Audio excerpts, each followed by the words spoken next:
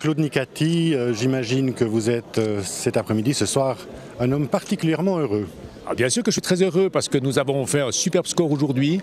Les 5 candidats, que ce soit les 2 de la gauche ou les 3 de la droite, sont dans, j'ai envie de dire, presque un mouchoir de poche, qu'on se comprenne bien. Et ça a démontré que le peuple neuchâtelois a voulu 5 personnalités et nous pourrons travailler ensemble, je le souhaite, et ça marchera. Le pari du Parti libéral radical de partir avec 3 candidats est apparemment pleinement réussi. Mais écoutez, nous avons interprété le score du premier tour comme étant une sorte de première décision populaire. Et je crois que ce qui est bien maintenant, c'est qu'on a donné la possibilité à l'électeur, à l'électrice neuchâteloise de se prononcer. Il a confirmé et il n'y aura plus aucune discussion pour les 4 années à venir.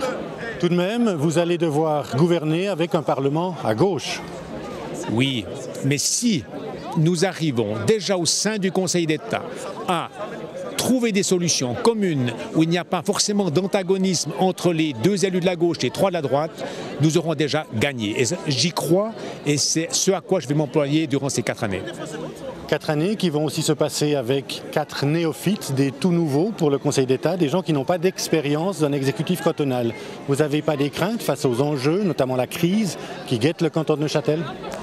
Mais je crois que le peuple neuchâtelois n'a pas eu ses craintes quand il a choisi Mme Horry, M. Hénard, M. Knegui et moi-même.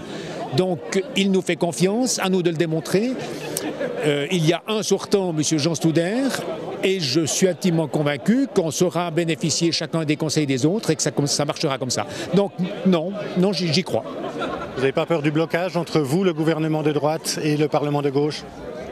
Il appartiendra aux élus socialistes de convaincre leurs troupes, à nous de convaincre les nôtres, et surtout de trouver des solutions qui vont au-delà de la majorité au Grand Conseil de quelques 52% de la gauche, ou simplement de la majorité de 3 contre 2 que nous avons, nous, au Conseil d'État.